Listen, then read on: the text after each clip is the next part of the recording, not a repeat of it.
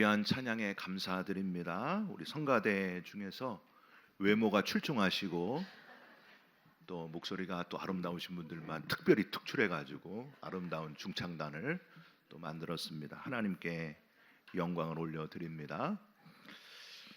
오늘 말씀은 요한복음 14장 16절 26절 말씀입니다. 우리 다 같이 한 목소리로 읽으시겠습니다.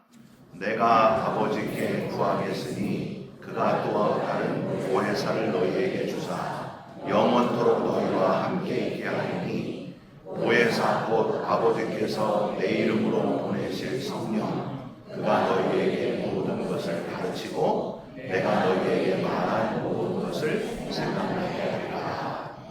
아멘. 오늘은 요한복음 14장 16절 26절 말씀으로 또 다른 보혜사를 너희에게 주사라는 제목의 말씀을 함께 나누도록 하겠습니다. 여러분 사진을 하나 보여드릴게요. 이 사진이 무슨 사진일까요? 지난 5월 24일 페퍼다인 대학교에서 있었던 세 번째 우리 LA 베이직 교회 전교인 수련회 사진입니다.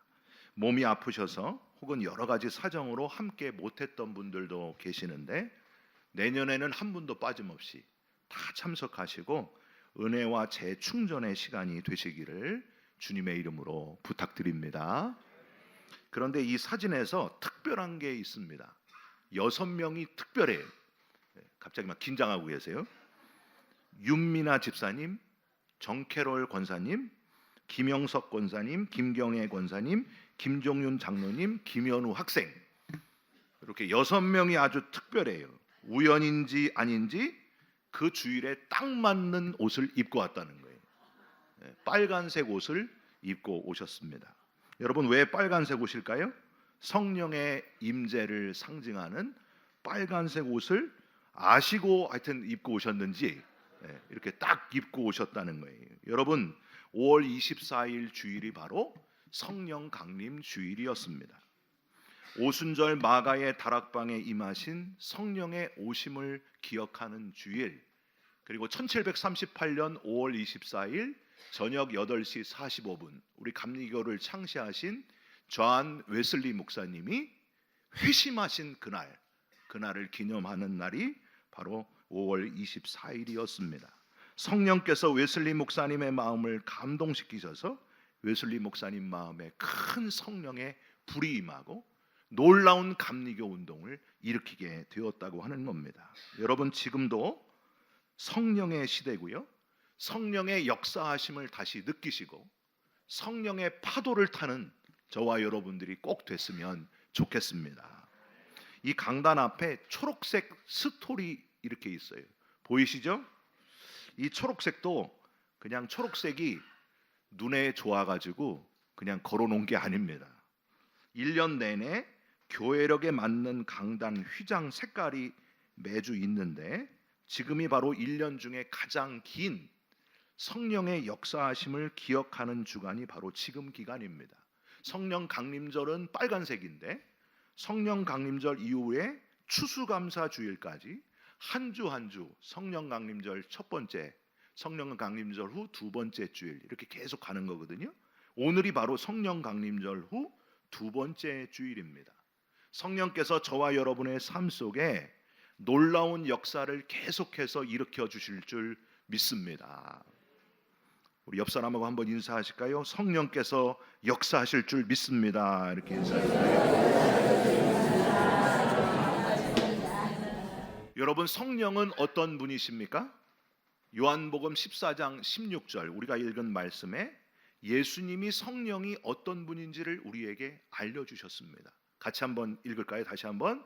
내가 아버지께 구하겠으니 그가 또 다른 보혜사를 너희에게 주사 영원토록 너희와 함께 있게 하리니. 여기서 또 다른 보혜사, 이 또 다른이라고 하는 말이 헬라어로 알론이라고 발음을 해요. 여러분 이 뜻은 동일한 하나라는 뜻이에요.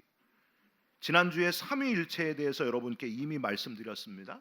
셋이 하나인데 하나가 셋이다. 그 신비한 하나님의 존재 형태, 예수님께서 성령을 또 다른이라고 표현하신 것은 그분은 나와 같은 분이시다. 하나님과 동일하신 분이시고 또한 예수님과 같은 분이심을 표현한 겁니다. 인간의 몸을 입고 오신 예수님은 우리의 모든 죄를 대신하여 죽으시고 부활하시고 승천하시지만은 똑같은 분이신 성령을 지금 우리에게 보내셔서 그분이 변함없이 우리와 동행하시며 역사하신다는 거예요. 여러분, 지금 이 시간에도 성령께서 역사하고 계십니다.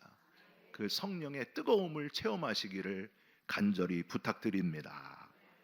또 하나, 또 다른 뭐를 너희에게 주사? 보혜사를 너희에게 주사. 여러분, 예수님께서 성령을 뭐라고 하셨다고요? 보혜사라고 하셨습니다. 보혜사는 헬라어로 파라클레토스라고 발음합니다.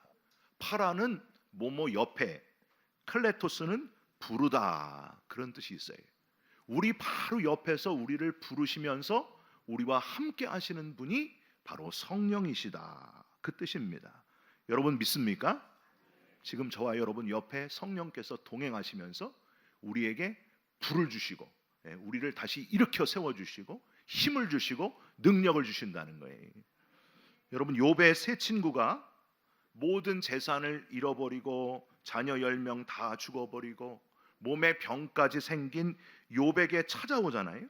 그래서 처음 일주일 동안 어떻게 했어요?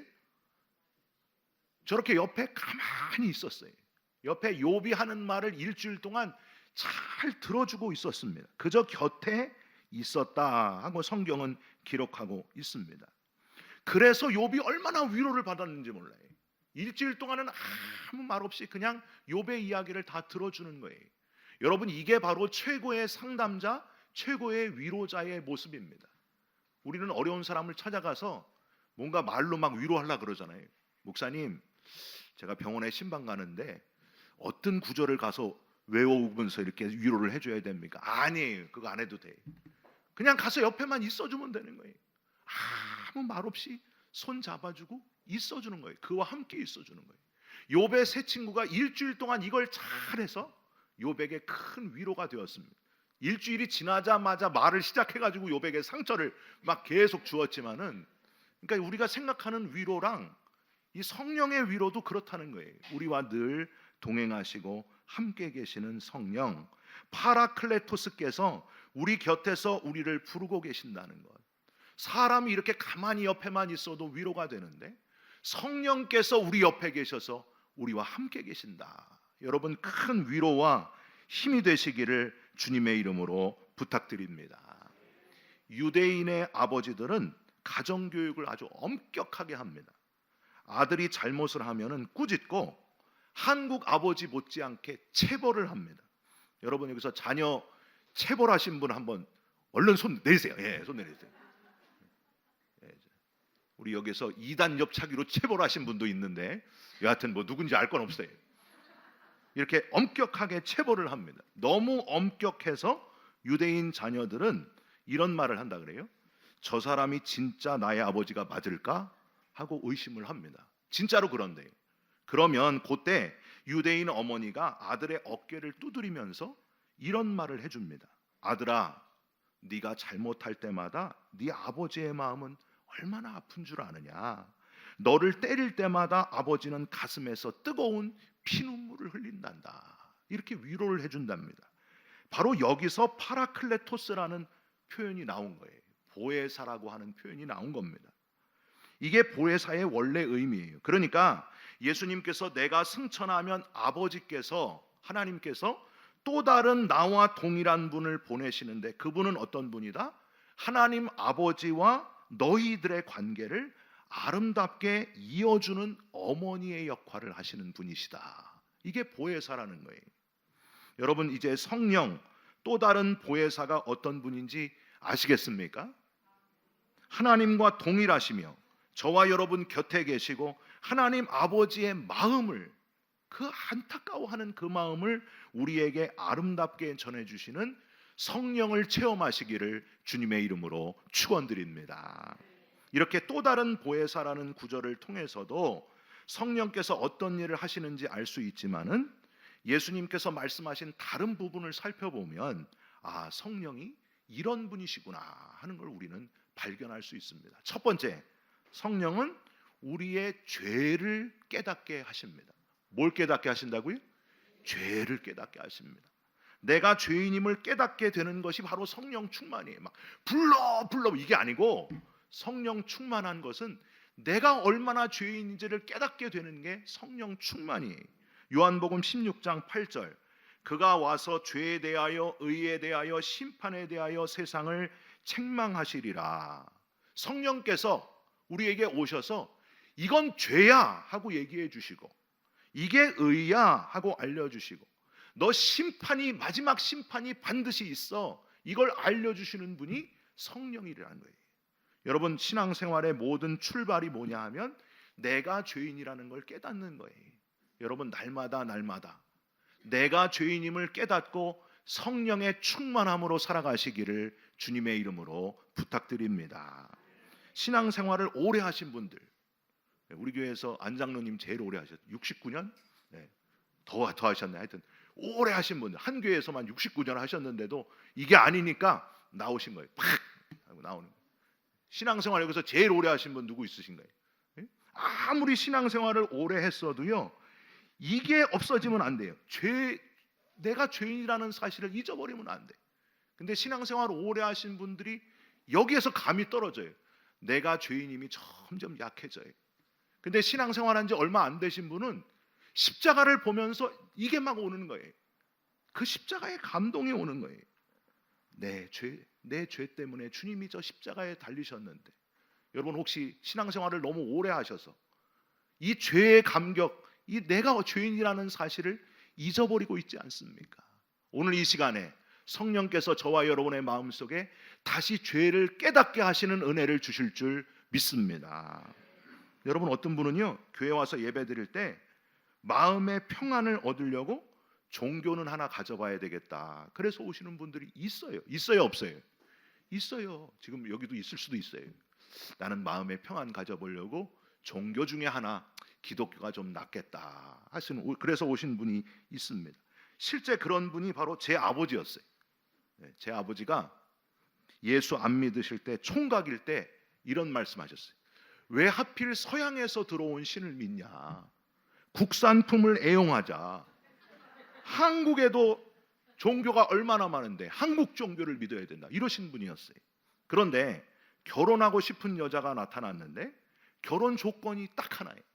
교회 가면 된다. 이게 결혼 조건이. 정말 가난하고 어려웠던 저희 아버지가 결혼은 해야 됐기 때문에 제 어머니와 교회 가겠다고 찰떡같이 약속을 하고 결혼에 성공하셨습니다. 여러분, 세상에 믿지 못할 말이 남자의 말입니다. 옆에 남자 계시면 믿지 마세요. 결혼하고 딱 한 번만 교회 나오고 15년을 교회를 안 나왔어요. 15년. 남자 말은 믿으면 안 돼요. 15년 만에 육신의 병이 찾아오고 몸에 마비가 찾아오셨어요. 그때 기도와 놀라운 병고침의 역사, 성령의 역사를 체험하게 됩니다. 마음에 큰 감동이 오셨어요. 의사가 이 마비가 안 풀어진다 그랬는데 손가락부터 하나하나 풀리더라고요.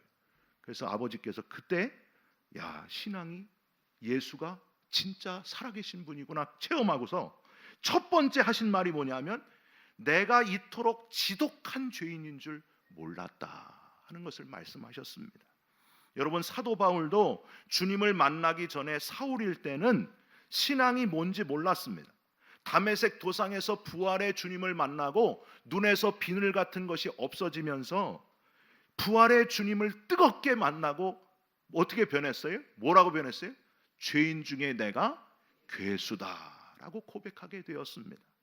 여러분, 아직도 내가 죄인이라는 사실을, 그런 마음이 안 드시는 분은 다시 신앙의 기초부터 다시 시작해야 돼요. 제가 여러분께 인사 나누는, 자주 인사 나누라고 하는 게 있죠. 당신이나 나나 죄인입니다. 용서받은 죄인입니다. 옆 사람이랑 다시 한번 하시겠습니다. 시작.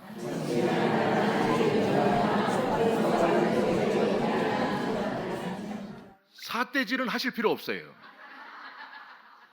당신이나 나나 똑같이 죄인입니다. 뭐 가방끈이 길건 짧건, 부자건 가난하건, 얼굴이 못생겼건 예쁘건 소용없어요.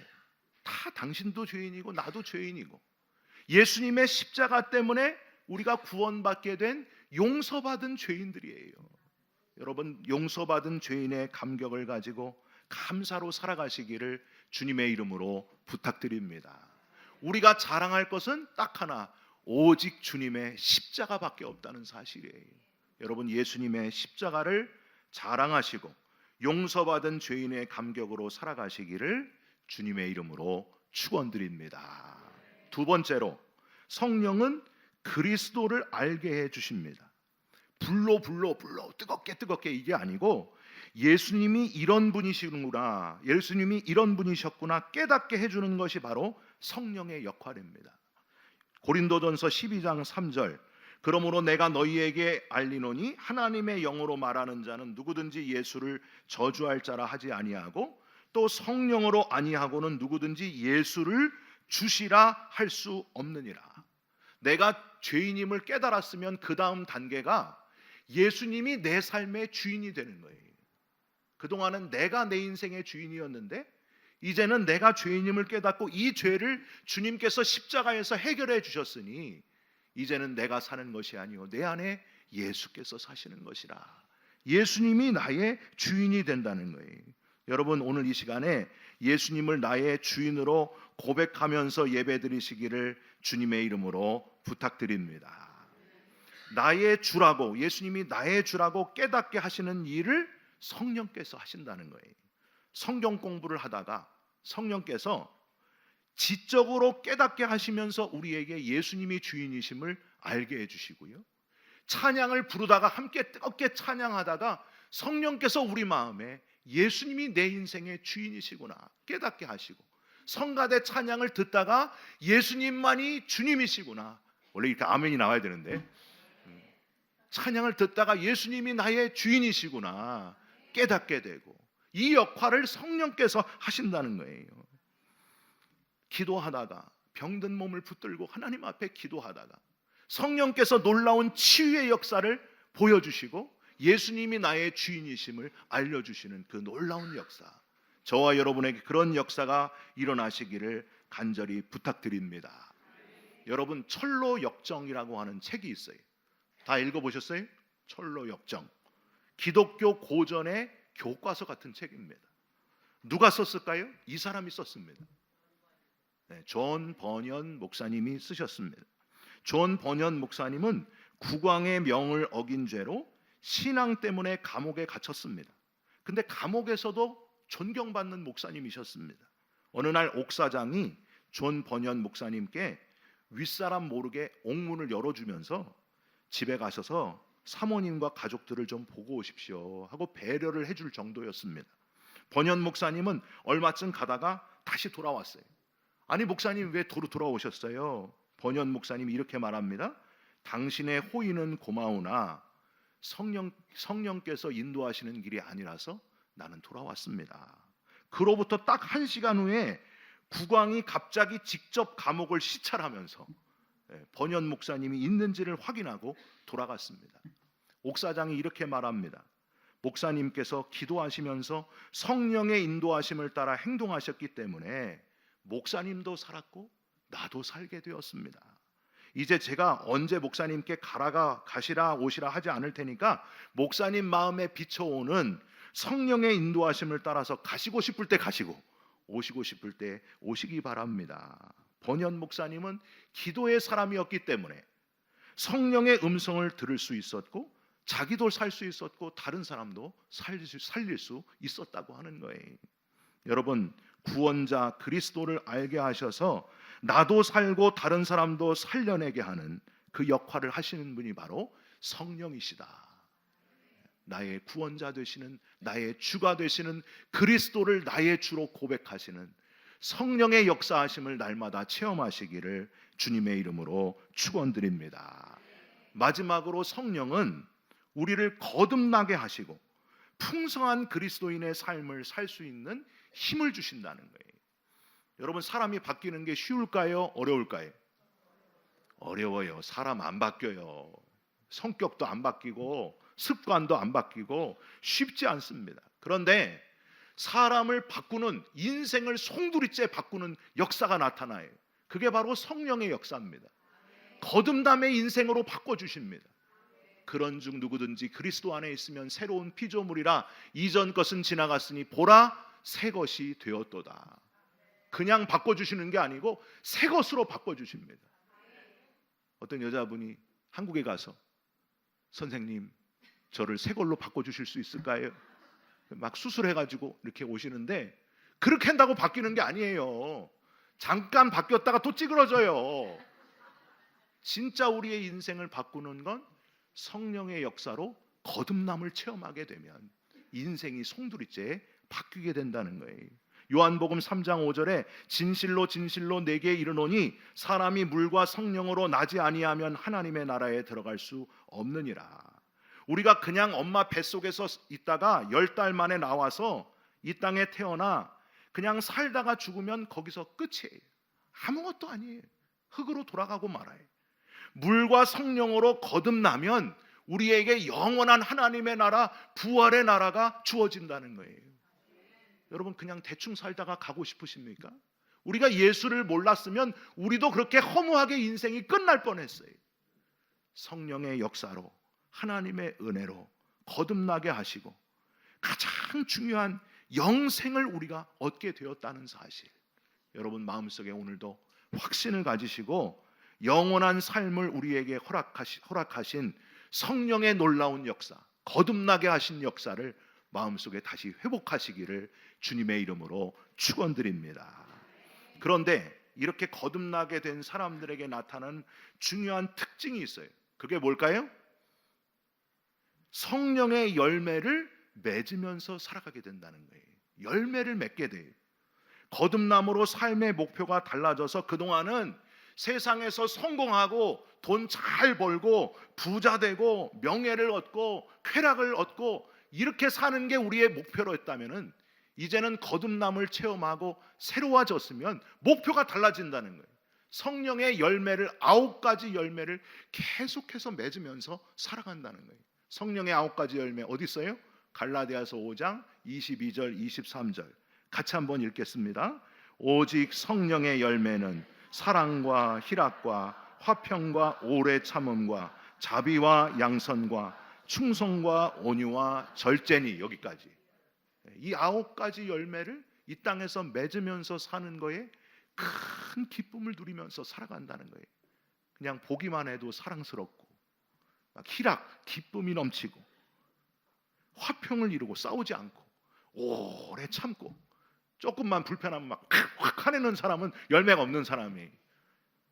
그리고 자비와 양선과 충성과 온유와 절제의 열매를 맺으면서 살아간다는 거예요. 여러분, 이런 열매를 맺으면서 살아가시기를 주님의 이름으로 축원드립니다. 이 시간에도 성령께서 역사하고 계십니다. 우리 마음에 감동이 일어나시고 예수를 주로 고백하게 되고 이 9가지 열매를 풍성하게 맺으면서 행복하게 살아가는 저와 여러분이 되시기를 주님의 이름으로 축원드립니다. 우리 같이 찬양했으면 좋겠습니다. 성령님 사랑합니다. 우리 성령님 사랑합니다. 성령님 채워주소서 당신의 사랑으로. 우리 같이 고백하면서 함께 찬양드립니다. 성령님 사랑합니다. 성령님 사랑합니다. 성령님 경배합니다. 성령님 채워주소서 당신의 사랑. 한 번 더. 성령님 사랑합니다. 성령님 역사에 없어서 성령님 사랑합니다. 사랑합니다. 성령님 경배합니다. 경배합니다. 성령님 채워주소서. 성령님 채워주소서. 주님의 사랑. 우리 일어서서 다 같이 일어서서 성령이 계시네.